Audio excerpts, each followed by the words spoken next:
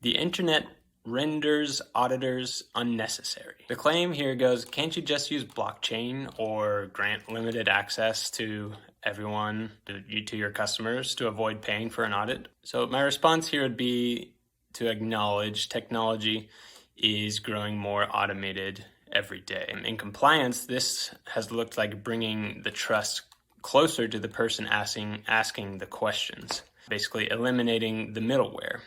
There are products out there today that are starting to make an appearance and gain acceptance that provide real-time monitoring that you can publish to the world, and the world can have some amount of assurance over that. And what these products offer is incredibly helpful, which is real-time data on specified security positions. Companies are able to basically connect their environments to the platform and then publish aspects of their security control via automatic monitors. However, these methods do not replace an individualized, comprehensive third-party assessment for a few reasons. Not all controls can be automated. Some of these controls are vital too. So let's take, for an example, a situation or a security control to remove admin access for production hosts, which are not perhaps synced up with your centralized authentication method. This is a manual task that someone has to go in there and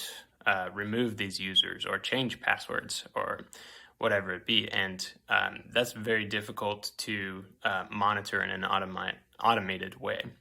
B, it's often difficult to gain assurance that the scope of testing is correct, or the scope of these monitors.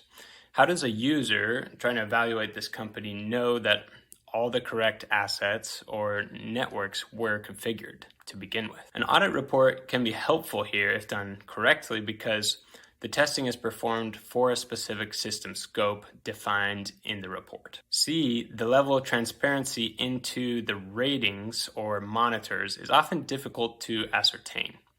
So, for example, while a green check mark next to production database backups is really nice to see, what kind of backups are completed, how often, and how was this determined? Was the configuration set up appropriately for this client's environment versus the hundreds of other companies that use this platform? Again, these tools have their proper place as a monitoring tool, but until the rest of the world is fully automated, they can't replace an individualized audit. Often companies want a greater level of assurance.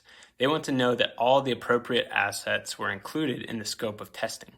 They want to know what type of encryption is in place, and they want to know that the monitoring was tested and it works. And to get that, you need someone you trust to dive in and do some testing.